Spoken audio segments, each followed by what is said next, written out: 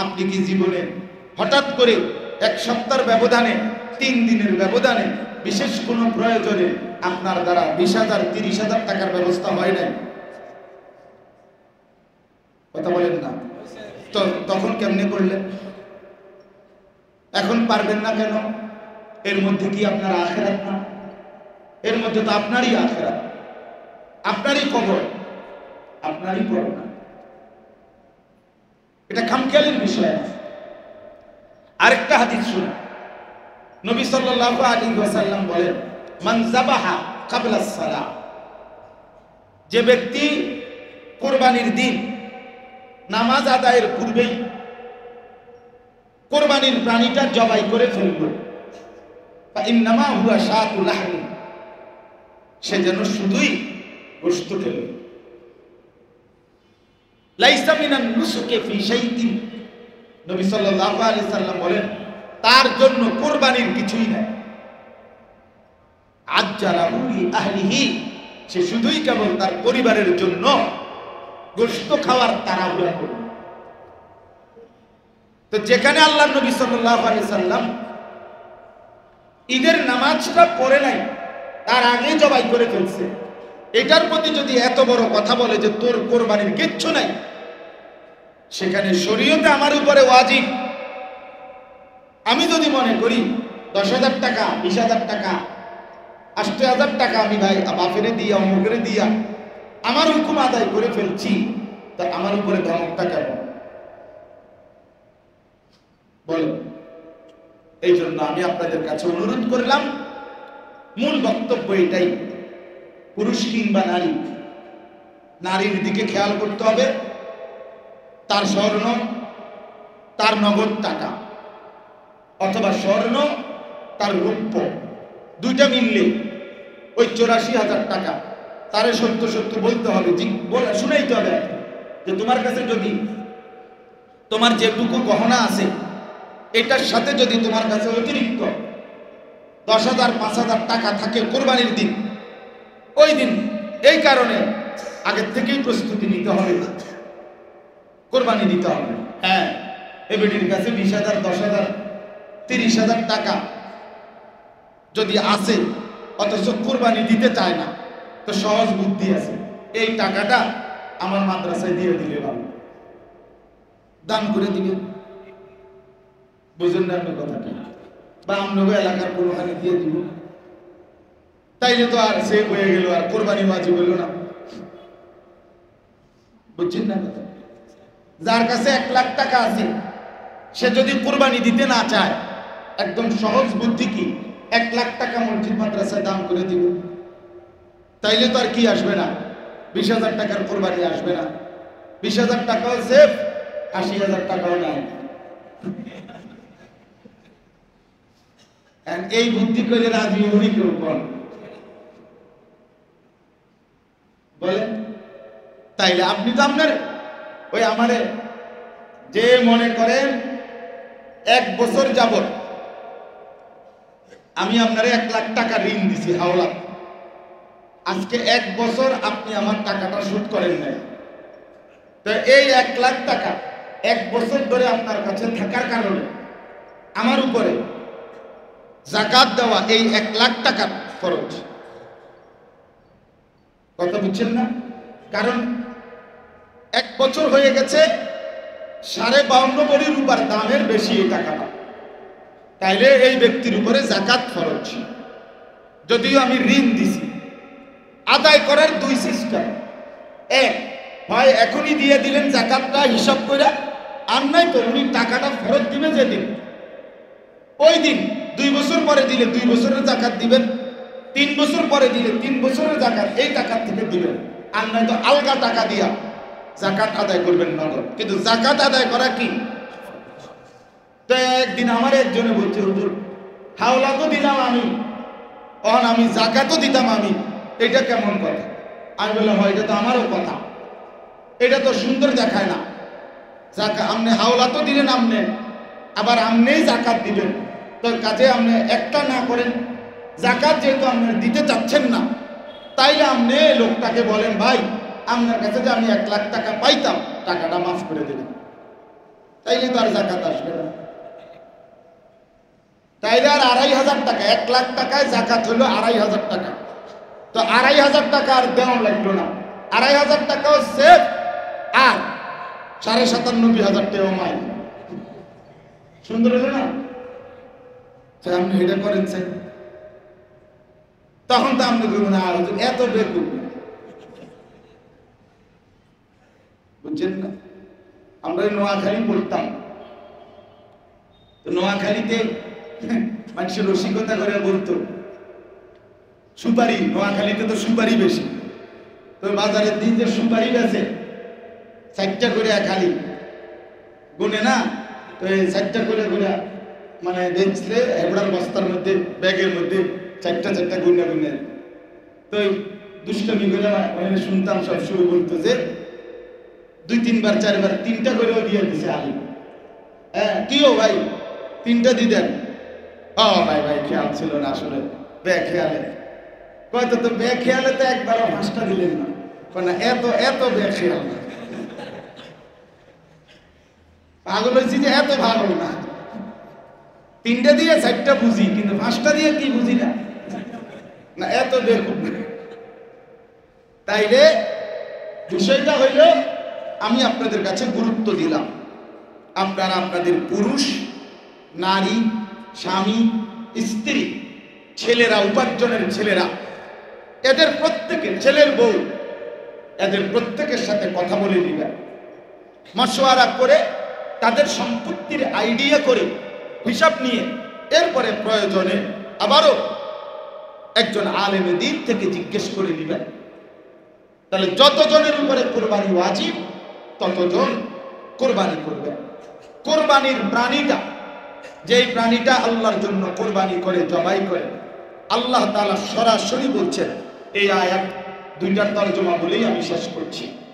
আল্লাহ তাআলা বলেন, ওয়াল বুদনা জাআলনাহা লাকুম মিন শাআইরিল্লাহ। সুবহানাল্লাহ।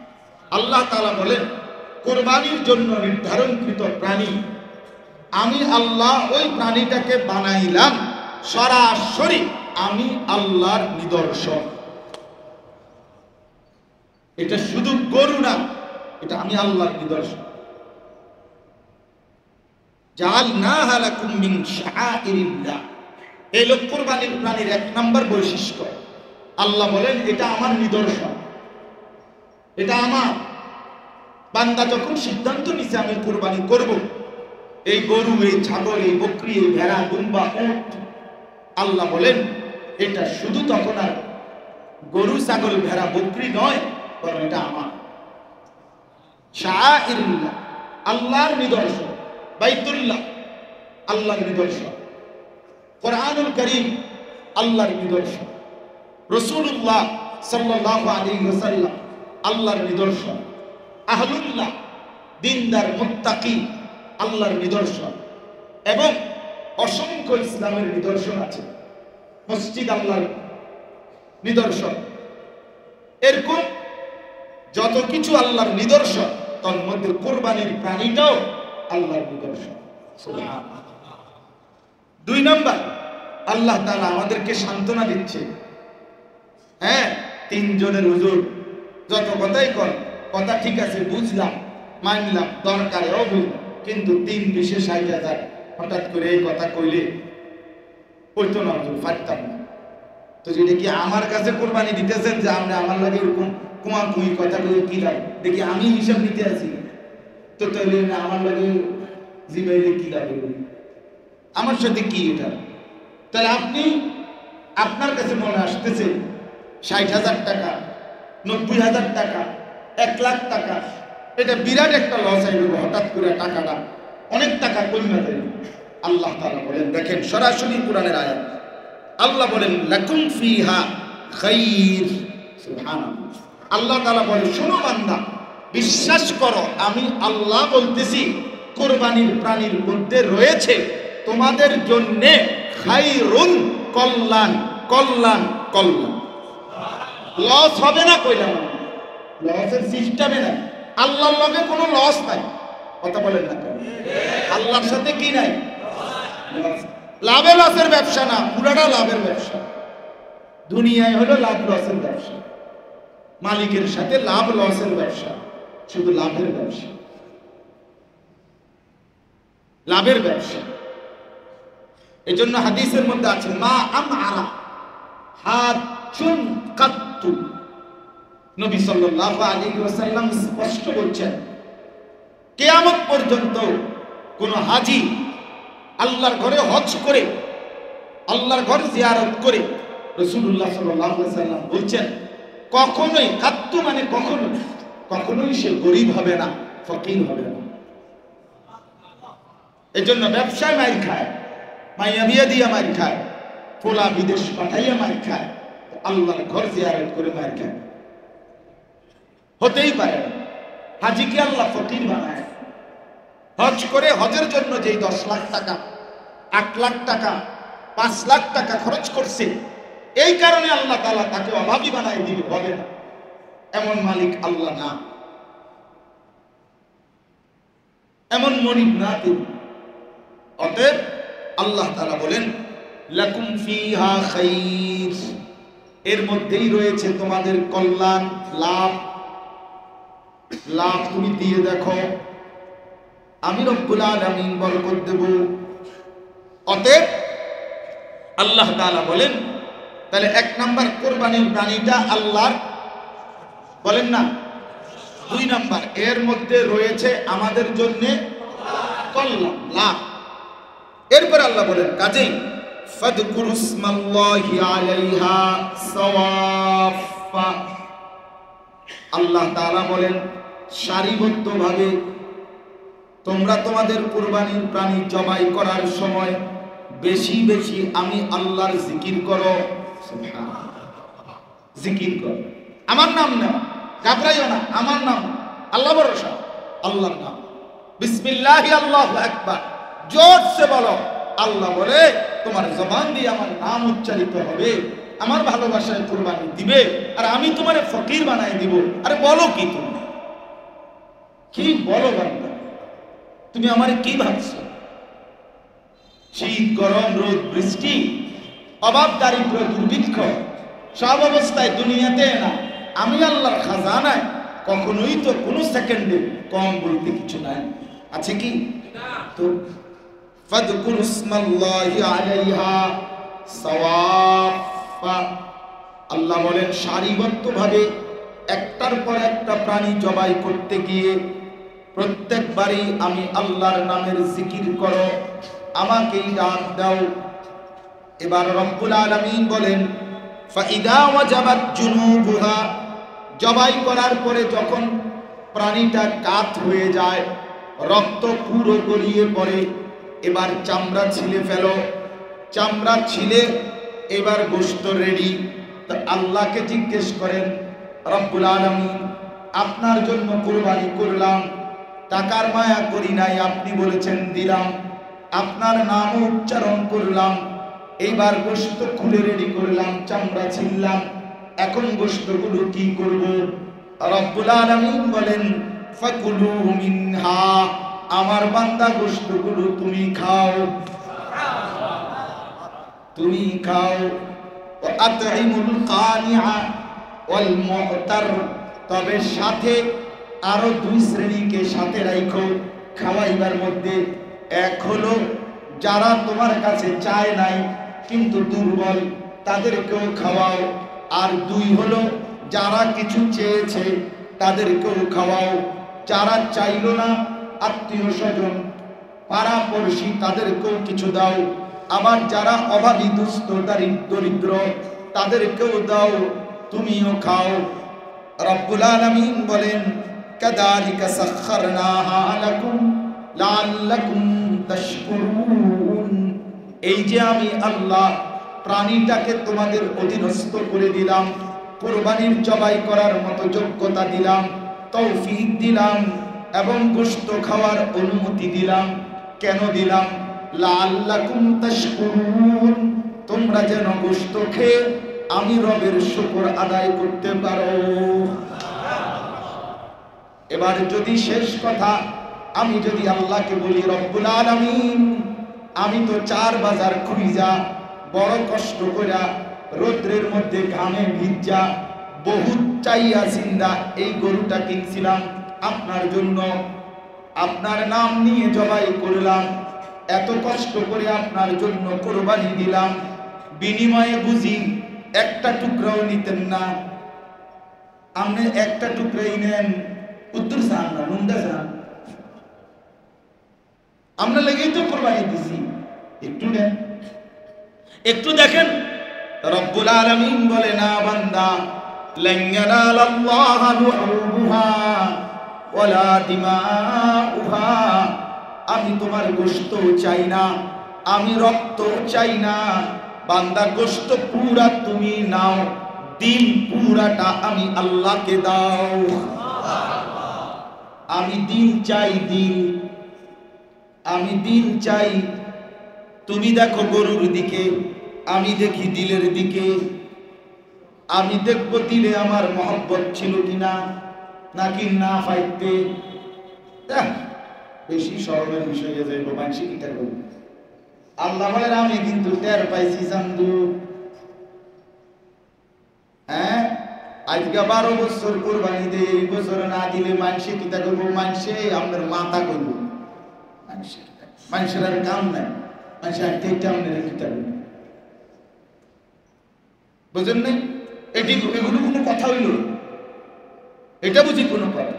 তো আল্লাহ বলেন, আমি কিন্তু দিল দেখি, আমি দেখবো দিলের মধ্যে আমার ভয় আছে কিনা, আমার মহব্বত ছিল কিনা, আমি দেখবো মালটা হালাল কিনা, টাকাগুলো হারাম কিনা, সুদের ঘুষের সিটারির বাটপারির ধোঁকা প্রতারণা, ওজনে কম দেওয়া, মানুষের বাহবা নিলে হবে না।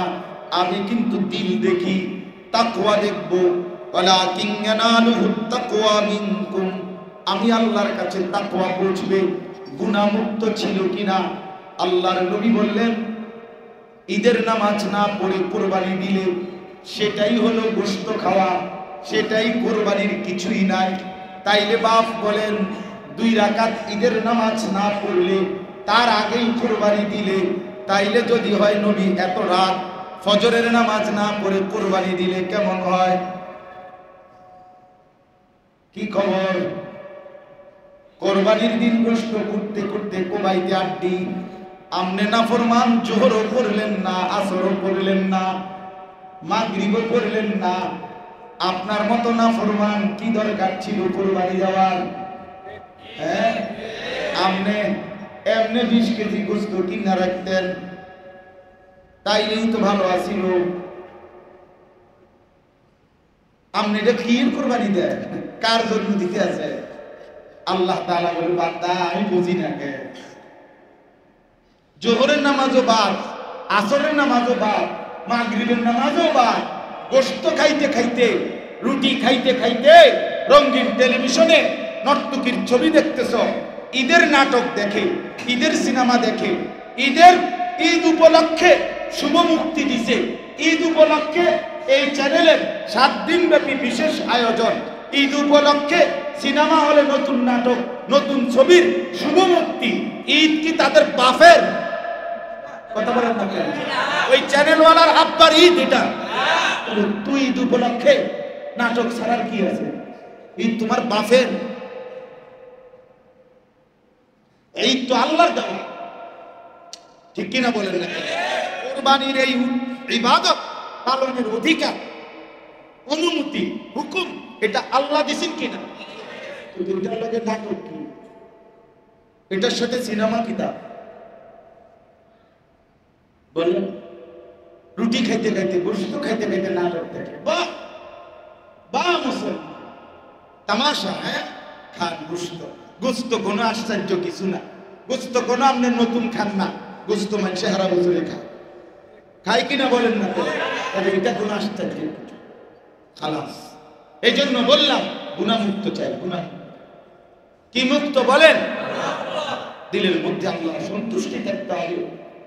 হারাম টাকা হইতে পারবে না, হারামের 1 টাকা মিশলে কারো কোরবানি হবে না। সুদের টাকায়, ঘুষের টাকা, বাটপারির টাকা, ওজনে কম দেওয়া টাকা, ধোঁকাবাজি প্রতারণার টাকা দিয়ে যেই লোক কোরবানিতে অংশীদার হয় সে নিজেও খাইছে বরবাদ, বাকিদের কোরবানিও করে, বাকিরাও মারা নামে বস্তু দোষ হইব, এটা সমস্যা করে রুড়িও সিদ্ধ হইব। আল্লাহ আমাদেরকে মাফ করে দেন।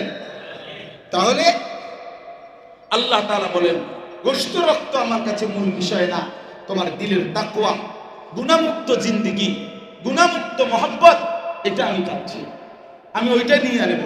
ওইটা পাইলে নেব, না পাইলে তোমার গোশত তুমি খাও, আমি কিছু পাইলাম। কথা বলেন না? কাযালিকা সাখখারাহা লাকুম লিতুকাব্বিরুল্লাহা আলা মা হাদাকুম ওয়া বাশশিরিল মুহসিনিন। আল্লাহ তাআলা বলেন এভাবে আমি আল্লাহ তাআলা তোমাদের জন্য কুরবানির এই প্রাণীর অধীনস্থ করে দিলাম, তোমরা যেন কুরবানির দিন আমার তাকবীর ধ্বনি দিতে পারো, এবং নেককারদের জন্য, আল্লাহর হুকুম পালনকারীদের জন্য জান্নাতের সুসংবাদ দিয়ে দিলাম। সুবহানাল্লাহ।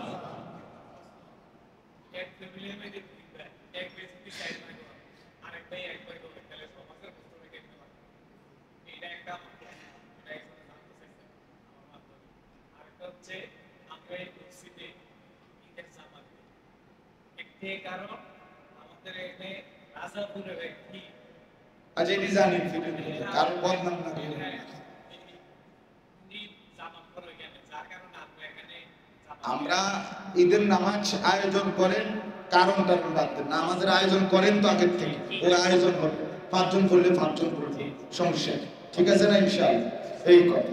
তাহলে ঈদের নামাজ, ঈদুল আজহার নামাজও এই মসজিদে অনুষ্ঠিত হবে। কোরবানির গোশত বন্টনের ক্ষেত্রে সহজ কথা হলো, একদম সহজ হিসাব, যে আপনার গোশত 4 ভাগ 3 ভাগ লইয়া কথা না, কথা হইল যে এই গোশত থেকে স্বাভাবিকভাবে মুস্তাহাব উত্তম 3 ভাগ করা। আমি যা পাইলাম গোশত, তা 1 ভাগ নিজের, 1 ভাগ গরিব দুঃখী, আর 1 ভাগ হলো আত্মীয় স্বজন, হ্যাঁ এদের। কিন্তু কেউ এটার মধ্যে ইচ্ছে করলে কম বেশ করতে পারে, এটা না জায়েজ। কথা বুঝেন? আমি গরিবের জন্য একটু বেশি দিলাম, নিজের জন্য একটু কম রাখলাম, অথবা আমি নিজের জন্যই, আমার ফ্যামিলি একটু বড়, 12-14 জন 10 জন মানুষ আমার ঘরে, তা আমি আমার জন্য একটু বেশি রাখলাম, গরিবের জন্য, আত্মীয় স্বজনের জন্য একটু কমাইলাম, এতে সমস্যা। এটা আপনার দিলের মহব্বত হিসাবে বন্টন। হ্যাঁ, বুজুর্গরা সহজের জন্য আল্লাহ ওয়ালারা এটাকে বলে দিয়েছেন যে আপনি আপনার গোশতটাকে 3টা ভাগ করে দিন, কিন্তু 3 ভাগের থেকে 1 সুতা কম বেশ হইতে পারবে না, এটা কথাটা বুঝছেন? কম বেশ কি হইতে পারবে? হইতে পারবে। এখানে একবারে পাল্লি মাইপা না, ওই শরীকদারের গোশত কি হইতে হবে? সমান হইতে হবে। কথাটা বুঝছেন? মানে আমরা 4 জনে কোরবানি দিলাম, তো এই শরীকদারের মধ্যে কি হইতে হইব? মাইপা দিতে হইব। কিন্তু ওই যে আমার গোশতটাকে যখন আমি গরিবকে দেওয়া, আত্মীয় স্বজনকে দেওয়া, নিজের জন্য রাখা, এইটার মধ্যে একেবারে মাইপা একুরেট হইতে হইব, এটা জরুরি। এনে কম বেশ হইতে পারে প্রয়োজনের আগে, বুঝছেন কথাটা? যেমন অনেক সময় আমরা, যেমন আমাদের মাদ্রাসায় অনেক সময় অনেকে কোরবানি দেয়, ডাইরেক্ট 1 শরিক কোরবানি উনি টাকাই দিয়ে দিছে, তো ওইটা গরিব অসহায় ছাত্র বা অন্যদের জন্য দিয়ে দেওয়া হয়। আমার শায়েখ আল্লামা মুফতি মুশতাকুর নবী সাহেব, ওনার সুদর্ণপুর মাদ্রাসায় প্রতি বছর 14, 15, 12টা গরু ঈদের পর দিন জবাই হয়। এগুলো মানুষের শরিক হয়, 20,000 টাকা করে এই বছর শরিক, অর্থাৎ ওইখানে 7-20-এ 1,40,000 টাকা দিয়ে একটা গরু কিনে, তো এটা গরিব দুঃখীকে দেয়। উনি ওই 1 শরিক কোরবানি দিছেই এই নিয়তে যে আল্লাহর রাস্তায় দিয়ে দিছে। কথা বুঝেন? কাজেই এটা কি হইতে পারে? কম বেশ হইতে পারে, এটা কোনো টেনশনের বিষয়। তা আপনারা আপনাদের মহব্বতে নিজেরা নিজেদের প্রয়োজন, বাকি গরিব দুঃখীকে অবশ্যই দেওয়া উচিত, আত্মীয় স্বজনকেও মেহমানদারি করানো উচিত, নিজেরাও খাওয়ানো উচিত। আল্লাহ তাআলা আমাদেরকে তৌফিক দান করে। একটা ছোট্ট কথা হলো, আল্লাহ যদি তৌফিক দেয়, ইনশাআল্লাহ আমি মঙ্গলবার দিন বাসা থেকে ইনশাআল্লাহ যাব, আল্লাহ চাহে তো ইনশাআল্লাহ বুধবার দিন সকাল 10টায় আমার হজ। বড় গরু হলে একটু প্রদর্শনটা সুন্দর হলে মানুষ একটু অবাক হইল। আর অথবা একজন আটজন কোরবানি দিলেই হলো, গোশত তো সবাই মিলে দিলেই খাবে। আসলে কিন্তু বিষয়টা এটা না। কোরবান এই শব্দটি কোরআনুল কারীমে ব্যবহৃত শব্দ। কোরআনুল কারীমের মধ্যে আছে, আল্লাহ তাআলা ইরশাদ করেছেন, ওয়াতলু আলাইহিম নাবা ইবনাই আদম বিল হক। হে নবী, আপনি আদমের দুই সন্তানের ঘটনাটা সত্য সঠিকভাবে আমার বান্দাদের কাছে বর্ণনা করুন। ইদ কাররাবা কুরবানান, যখন তারা দুইজন কুরবানি করলেন। এই যে কুরবানান, কুরবানি শব্দটি সরাসরি কোরআনুল কারীমে ব্যবহৃত, সূরা মায়েদার মধ্যে আছে। কোরআনুল কারীমে আরেক জায়গায় আছে, বিল কুরবানিন তাকুলুন নাস। একেবারে পিচ্চি বাচ্চা ঢুকতে দিয়ে না, ওরা উপরে পাঠায় দেন। তো পূর্ববর্তী জামানায় কোরবানির বিধান ছিল এরকম, আল্লাহর সন্তুষ্টির জন্য নিজের প্রিয় বস্তু, সেটা গরু কিংবা ছাগল কিংবা ভেড়া দুম্বা হওয়া জরুরি না, নিজের যেটা প্রিয় জিনিস এমন কিছুকে নির্ধারিত উঁচু জায়গায় রেখে আসতে হতো। রেখে আসার পরে আল্লাহর পক্ষ থেকে আগুন আইসা জ্বালায় ফেলত। তো যারটা জ্বালানো হতো তারটা কবুল হতো, আর যারটা জ্বালায় নাই, আগুন পড়ে আছে যথাস্থানে, ওইটা কবুল হয়। এটা ছিল কোরবানির নিয়ম, এটাই কোরআনেও আছে, কোরবানি তাকুলুন না। তাহলে কুরবান শব্দটি কোরআনুল কারীমের মধ্যে ব্যবহৃত আছে। আরবিতে কুরব, কাফ রা বা, এই কুরব এই শব্দের অর্থ হইল কুরবান শব্দের যেটা থেকে আসছে নৈকট্য অর্জন করা, ঘনিষ্ঠ হওয়া, কাছাকাছি হওয়া। যেহেতু এই ইবাদতের মাধ্যমে বান্দা আল্লাহ তাআলার নৈকট্য, সান্নিধ্য, ঘনিষ্ঠতা অর্জন করে, হাসিল করে, এই জন্য এটাকে কোরবান। এই নির্ধারিত পশু জবাই করার মাধ্যমে বান্দা আল্লাহ তাআলার সন্তুষ্টি কামনা করে, নৈকট্য কামনা করে, করুন আল্লাহ তাআলার ঘনিষ্ঠতা চায়, এই জন্য এটাকে কোরবান। তাহলে বোঝা গেল কোরবান এই শব্দটার মধ্যেই আল্লাহর সন্তুষ্টি, আল্লাহর নৈকট্য কামনা, আল্লাহ তাআলার কাছাকাছি হওয়া, ঘনিষ্ঠতা অর্জন করা, এটা অন্তর্ভুক্ত। কাজেই এখানে এটা কোনোভাবেই গোশত শুধুই খাওয়া কিংবা আমার আপনার মন মতো আমরা পরামর্শ করে দিলাম আর কি। এই ঘরে মনে করেন আমরা পাঁচ ভাই উপার্জন করি, তো এখন পরিবারের উপার্জনকারী যে কয়জন বাবা মাও আছে, তো তারা সবাই মিলে ফয়সালা নিছে, সবাই টাকা দাও, আব্বা মা মুরব্বী, তারা নামে করবেন। আশ্চর্য কথা, এটা তো আপনাদের খামখেয়ালি হইল, এটা তো আপনাদের মন মতো না হবে, এটা শরীয়তের মাসালা কিনা এটা জিজ্ঞাসা করছেন। ইসলামের হুকুম এটা নেই যে একটা ফ্যামিলিতে যতজন সদস্য আয় রোজগার করে তাদের পক্ষ থেকে একজন বা দুইজনের নামে বা মুরব্বীর নামে কোরবানি দিলে যথেষ্ট, এই কথা ইসলাম বলছি। তো আমরা এটা থেকে বানাই নিলাম, এটা তো কোরআন সুন্নাহয় বলে না। জওয়ান কিংবা বুড়ো বালেগ মুসলমান প্রাপ্তবয়স্ক এমন প্রত্যেক শরীয়ত নির্ধারিত যে সম্পদ ওটুকুর মালিক যেই হয়, ঈদুল আজহার 3 দিন, কোরবানির 3 দিন, ওই ব্যক্তির উপরেই কোরবানি ওয়াজিব। এর জন্য বিবাহিত হওয়াও জরুরি না, অবিবাহিত হওয়াও দোষ না।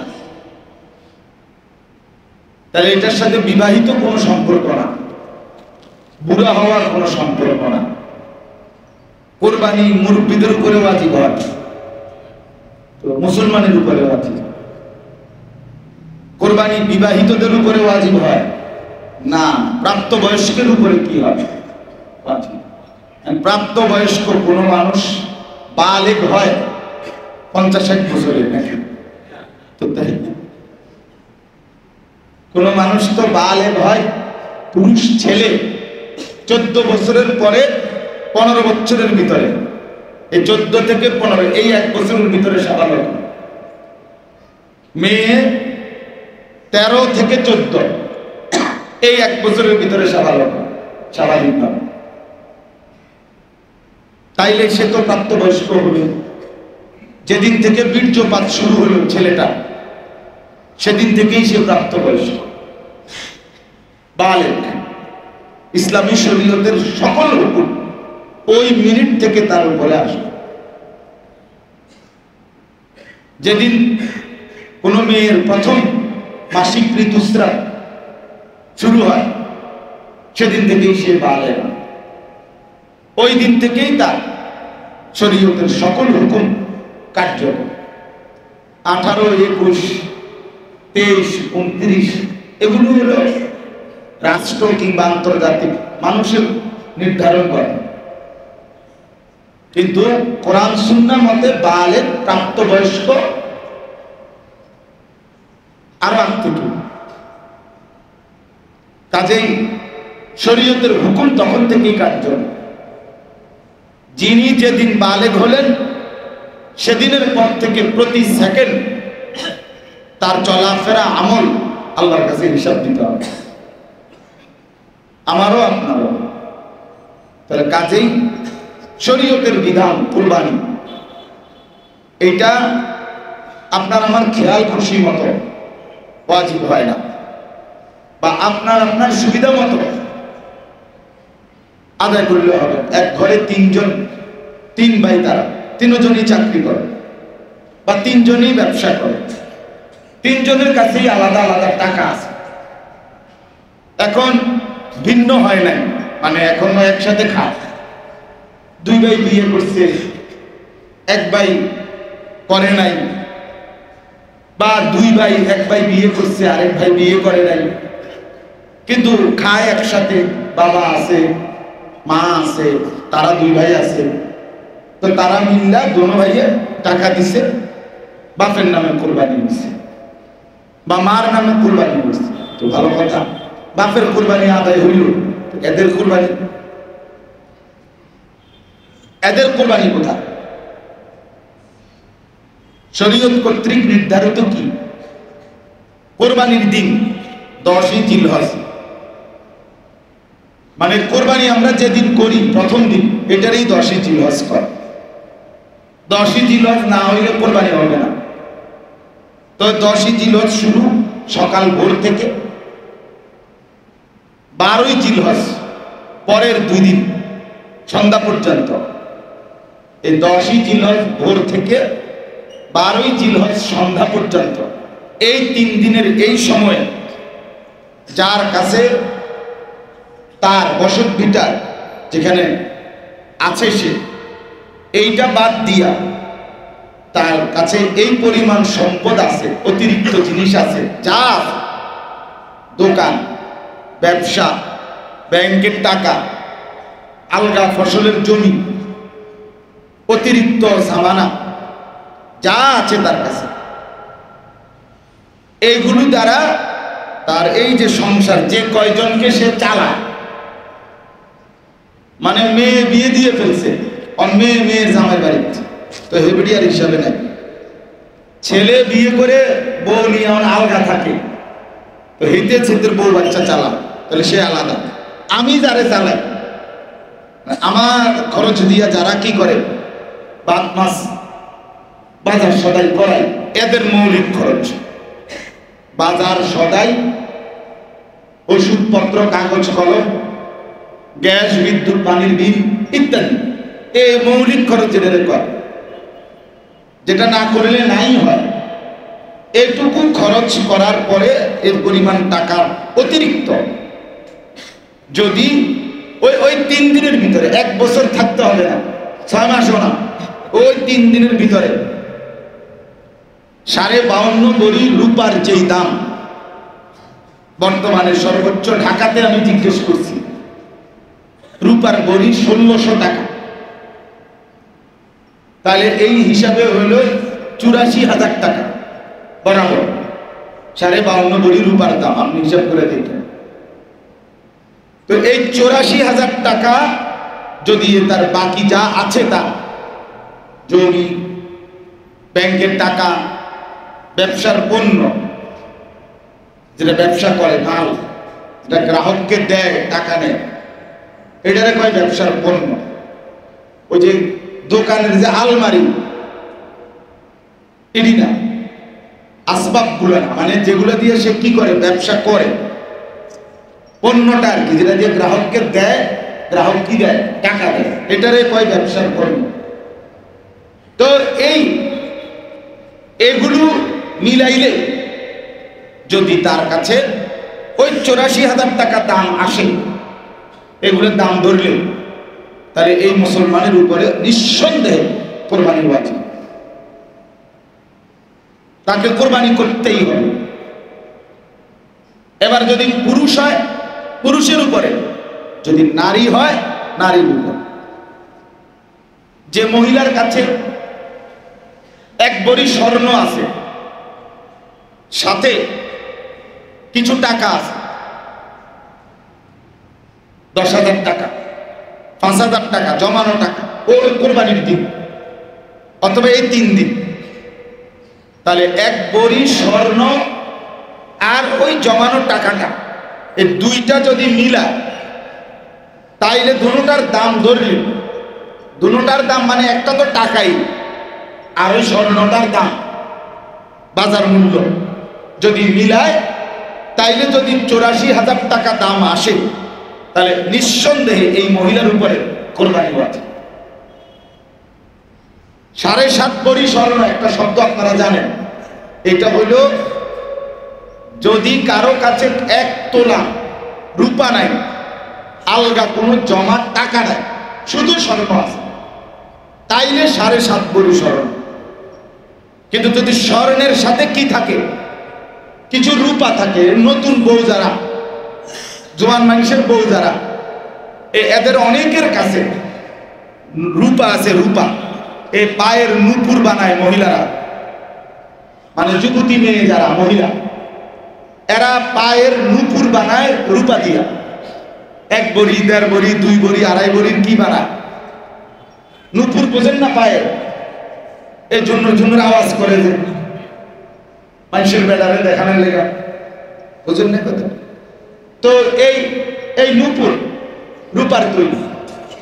তো এই স্বর্ণ আর রূপা, এই দুইটা মিলাইয়া যদি স্বর্ণ এবারে 1/2 ভরি হোক, 1 ভরি হোক, দুইটা মিলাইলে যদি আপনার কোরবানির দিন 84,000 টাকা দাম আসে, তাহলে এই মহিলার উপরেও কোরবানি আছে।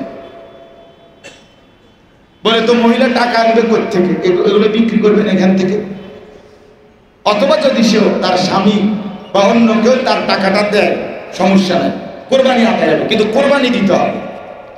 আলগা টাকা না থাকলে এখান থেকে বিক্রি করে দিতে হবে। তাইলে বলেন কি পরিমাণ মহিলাদের উপরে কোরবানি ওয়াজিব, বলেন। আমরা চলেন ঘর বাড়ি জরিপ করি, সবাই হাসে আমাদের না, মানে সবার হিসাবে খাইছে না কি তোরে, এটা না হিসাব, চেহারার এই ভাবভঙ্গির হিসাবটা কি, এটাই তো হিসাব। আমার কি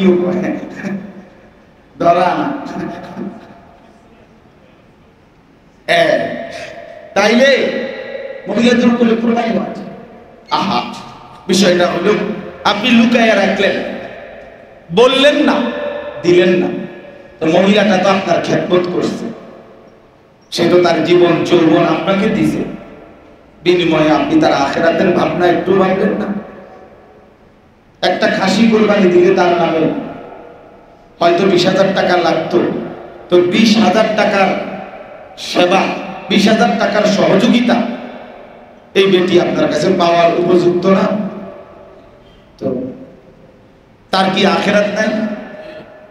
সে কি মরবে না? তাইলে একজন স্বামী তাইলে আপনজন কেমনে হইল? এ কি শুধুই উপভোগের পণ্য? না, এই জন্য খেয়াল করা, বিষয়টাকে খামখেয়ালি করে উড়ায় না। এখানে আবারও বললাম যে এখানে গোশত খাওয়া কথা। ছেলেটা বিদেশ প্রবাসী, তো সে নিঃসন্দেহে 84,000 কম বেশ হইতে পারে। আপনাকে বাজারে যদি রূপার বড়ি 1,000 টাকা হয়, তাহলে 52,500, বুঝছেন হিসাবটা? রূপার বড়ি যদি আমি মুরাদনগর জিজ্ঞাসা করছি, বলছে 1350 টাকা রূপার বড়ি, তাইলে হইল 71,000। আপনি জেনে নিবেন এক বড়ি রূপার দাম কত। তাইলে প্রবাসী ছেলেটার কাছে তো নিঃসন্দেহে এই 84,000 এবং তার ঊর্ধ্বে টাকা, সে বাড়িতে টাকা পাঠায় 20,000, 30,000, কিন্তু তার কাছে আলাদা 1 লাখ, 1.5 লাখ টাকা, 2 লাখ টাকা নাই। কথা বলেন না? তো তার উপরে কোরবানি ওয়াজিব কিনা বলেন? তো সে যে বাড়িতে 30,000 টাকা পাঠাইলো কোরবানি উপলক্ষে, এবং সেই টাকাটা দিয়ে তার বাপের নামে কোরবানি দিল, দিয়া তারও বউ বাচ্চা, তার বউরও গোশত খাওয়াইছে, তার বাচ্চা নায়নাতকুল 11 গোশত খাওয়াইছে, আর গোশত না খাইছে, কিন্তু তার কোরবানি আদায় হলো। ছেলেটার কোরবানি করুন বলেন? এত নিঃসন্দেহে ওই ছেলেটা বিদেশ থেকে 10 বছরও যদি এভাবে টাকা দেয় আর পরিবারের অন্য কারো নামে কোরবানি হয়, তাদের কোরবানি হবে মা বাবা, কিন্তু এই ছেলেটা পাপী গুনাহগার থাইকেই যাবে, তার হুকুমটা আদায় হলো। আমার একজনে বলছে যে তাইলে কি ফুতে দিলে বাপের টাকা পয়সা দিত না? জীবনভর পুনা মানুষ করলাম। তা আমি বললাম যে মনে করেন আমার আব্বারে আমি একটা লুঙ্গি কিনে দিছি, আমার আব্বার লুঙ্গি দরকার, অতএব এখন আর আমার তো আর লুঙ্গি ফিন্দার দরকার নেই, ঠিক না? কি বলেন? কিলে আমি আর আমার আব্বারে লুঙ্গি দিলাম, মানে আমি তো আব্দুল ফিন্দে সাহেব, তো এইটা কোন কথা? আমি আমার বাবারে সহযোগিতা করলাম, সেটা তো খেদমত, সেটা কোরবানিতে দিলেও খেদমত। তো এ বেড়া কি কোরবানি ছাড়া বছরের অন্য কোনো সময় তার বাপ মারে টাকা দেয় না? তো এই সময় কি? ওই সময় যেরকম সেবা, তো এখনো তো কি সেবা করলাম আমি। তো এইটারে তুমি শরীয়তের বিধানের লগে লাগাই দিলে। ওই যে কিছু ছদ্মবেশী শয়তান আছে, মুখোশধারী শয়তান, এরা বলে কোরবানির এই লাখ লাখ টাকা, কোটি কোটি টাকা, এটা জবাই না দিয়ে টাকাটা গরিব দুঃখী অসহায়, বন্যা দুর্ভিক্ষ ঘূর্ণিঝড় জলোচ্ছ্বাস এরকম পীড়িত মানুষকে দিয়ে দিলে উত্তম হবে। এরা মিথ্যাবাদী, এরা ধোঁকাবাজ, এরা বাটপার। তুমি বেটা বাটপার, চিটার তুমি বেটা বাটপার। আল্লাহর হুকুম শরীয়তের বিধান এটা আলাদা। এই টাকাটা দিয়ে গরিবের সেবা করতে হবে কেন? গরিবের সেবার লাগে তোমার পকেটে আলগার টাকা নাই? তো গরিব দুঃখী অসহায় দুস্থ বঞ্চিত পীড়িত মানুষের সেবা করার জন্য ইসলাম আর কোনো দিক নির্দেশনা দেয় নাই। তো এগুলো কই? সেগুলো কই? এই আপনি শুনবেন এবং দেখছি আমরা ইতিমধ্যে। ভদ্র মুখোশধারী ফেসবুকে স্ট্যাটাস দিছে, ইউটিউবে সুন্দর করে বিবৃতি দিছে, যেটা অনেক বড় সেবা হতো। কেন অনেক বড় সেবা হতো? কোরবানির টাকা দিবে কেন? কোরবানি তো একটা ওয়াজিব, কোরবানি তো ওয়াজিব। আমার একদিন একজনে বলছে, হুজুর আপনারা যেরকম নামাজ রোজা করেন এটা যেমন ইবাদত, আমরা এরকম মানুষের মধ্যে মীমাংসা করে দেই, এটাও তো মানব সেবা, এটাও তো ইবাদত। মানে তার কথা কি বুঝেন না? তার অর্থ হলো যে আমি যে নামাজ পড়ি না, এটা এই কারণে পড়ি না যে আমি তো একটা মানব সেবা করি, মেল মিটিং দেন দরবার করি, অতএব আমি তো ইবাদতে করতেছি। বাটপাড়ির আর জায়গা পাও না। হ্যাঁ, এগুলো আমার কাছে বলে আপনি পার পাইয়া গেলেন, হাসরের ময়দানে যখন টাঙ্গাইয়া ফিটবো তখন না বুঝবেন আপনি, তখন আপনি ফেরেশতার লগে বুঝাপড়া করবেন। তাইলে একটি আমলের জন্য আরেকটি আমল ছেড়ে দেওয়ার কোন সুযোগ আছে কি? আপনি দান সৎকার করছেন দেখে যাকাত দিতে হবে না, কথা বলেন না। আপনি হজ করছেন দেখা আর রোজা রাখতে হবে না। আপনি মসজিদের টাইলসের টাকা দিয়েছেন দেখা আর নামাজ পড়তে হবে না। তো তাইলে এইটা কোন কথা? এই জন্য বললাম ছেলেটা নিজের কোরবানিও দিতে হবে, বাপের সহযোগিতা ঠিক আছে, সেটা তোমার আলাদা ইবাদত। পিতা মাতার খেদমত এটি আলাদা ইবাদত কিনা? তো এটা আলাদা বিষয়। তুমি নামাজের ভিতরে যাকাত ঢুকাও কেন? যাকাতের ভিতরে নামাজ ঢুকাইলা কেন? অর্থাৎ বাবা মার খেদমতের মধ্যে তোমার কোরবানি ঢুকাই দিলা কেন? তোমার কোরবানি তো আলাদা হুকুম, বাবা মার খেদমত তো আলাদা হুকুম, দুইটাই আল্লাহ হুকুম। এই জন্য এটা কিন্তু সাংঘাতিক গাফলতি হয়, খামখেয়ালি। আমি এই কয়দিন বারবার বলছি, টানা বলে গেছি, প্রতিদিন মাহফিলে বলছি। দুই ছেলে চান্দিনা বাজারে ব্যবসা করে, দোকানদারি করে, দুজনের কাছেই 1 লাখ 1.5 লাখ টাকার পুঁজি আছে। কথা বুঝছেন না? আলাদা।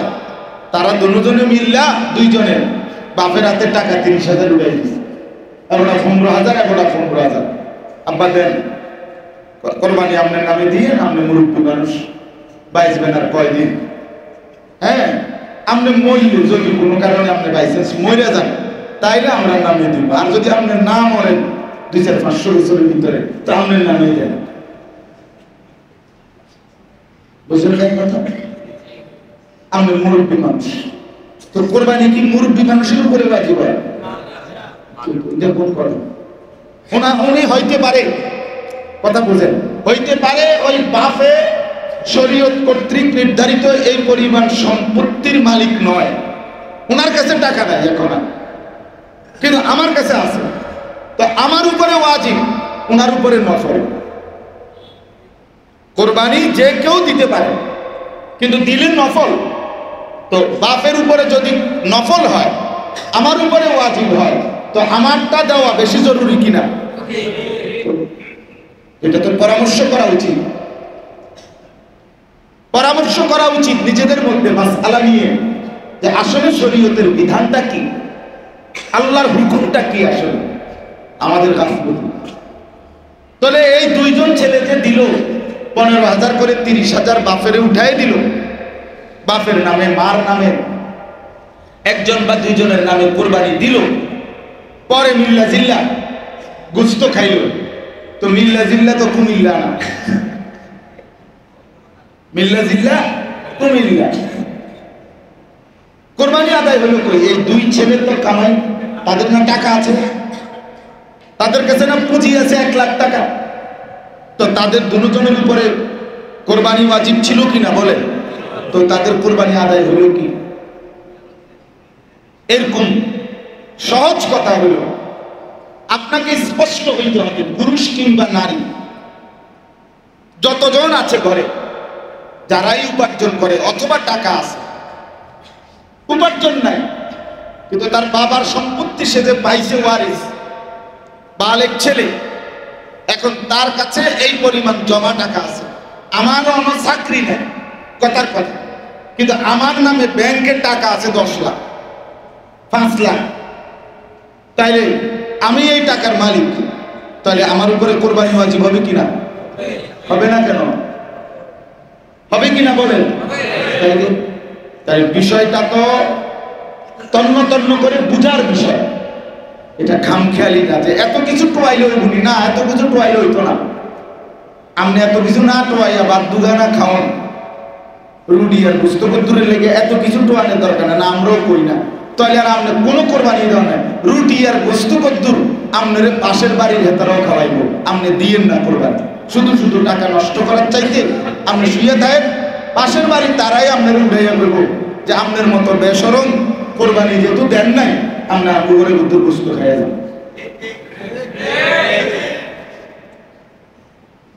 আপনি যেহেতু টাকাই চিনছেন, আল্লাহ চিনছেন না, তো কাজেই আপনি আসেন রুটি খেয়ে যান, তো রুটি বাচ্চা। এই জন্য বাপ আমি একটু শক্ত বললাম, কিন্তু বাস্তবতা কিনা খামখেয়ালি করলে হবে না। যতজন ছেলে উপার্জন করে তাদের কাছে, হ্যাঁ উপার্জনই এত, যেমন বেতনে 8,000, যে টাকাটা মাস শেষে বেতন পায় 8-10 হাজার, ওইটা দিয়ে এমনি খরচ হয়ে যায়, বেচারা পেটে বাতে কোন রকম চলে, তার কাছে আলাদা জমা টাকা নাই, আলাদা টাকা জমা নাই, 80,000, 90,000, 1 লাখ টাকা জমা নাই, তো তারে তো কোরবানি দিতে বলি না। তাইলে আরো যদি না বুঝেন, তো দায়িত্ব হইল একজন আলেম থেকে জিজ্ঞেস করে নেওয়া যে হুজুর আমার অবস্থাটা এই, আপনি আমারে বলে দেন আমার উপরে যাকাত ফরজ কিনা, কোরবানি ওয়াজিব কিনা, হজ ফরজ কিনা। আমি আগেও বলছি এই 3টি মাসআলা, যাকাত, কোরবানি, হজ, এটা ফরজ ওয়াজিব। যাকাত কি? ফরজ। হজ কি? ফরজ। কোরবানি কি? ওয়াজিব। ফরজ ওয়াজিবে খামখেয়ালি করতে নেই, এটা নফল না। মন চাইলে দিলেন, মন না চাইলে দিলেন না, এটা এমন কিছু, এটা ফরজ তো মিয়া, এটা তো ওয়াজিব। রাসূলুল্লাহ সাল্লাল্লাহু আলাইহি ওয়াসাল্লাম হাদিসে পাকে ইরশাদ করেছেন, মান কানা লাহু সাআতুন ওয়া লাম ইউদাহি, কথাটা খেয়াল করেন, ফালা ইয়াকরবান্না মুসাল্লা।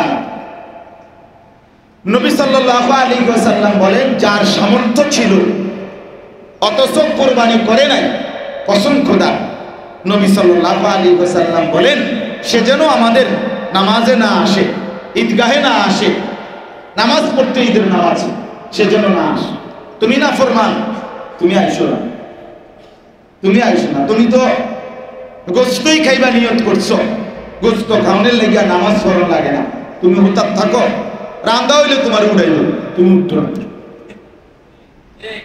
বেটি যে সকাল থেকে রুটি বানাইতেছে আর কোন রকমের গোস্ত দোষ হইলে তোমার এই ফতন দিব, তুমি শোয়ার থাকো। এক ঘুম দিয়ে যদি কষ্ট করে 1টা-2টার দিকে উঠতে হবে, দেখবে রুটিও রেডি, গোস্ত রেডি, তুমি নামাজ পড়ে করবা কি? রাসূলুল্লাহ সাল্লাল্লাহু আলাইহি ওয়াসাল্লাম নিষেধ করেছেন যে তুমি নামাজে আইসো না, নামাজ পড়বা, তোমার মতো নাফরমান নামাজ পড়তে হবে না। কতটা ধমক! তাহলে আপনি এটাকে খামখেয়ালি মনে করলেন কেন? 30,000 টাকা কইলেই হইল, এখন হঠাৎ করে 30,000 টাকা এক শরীক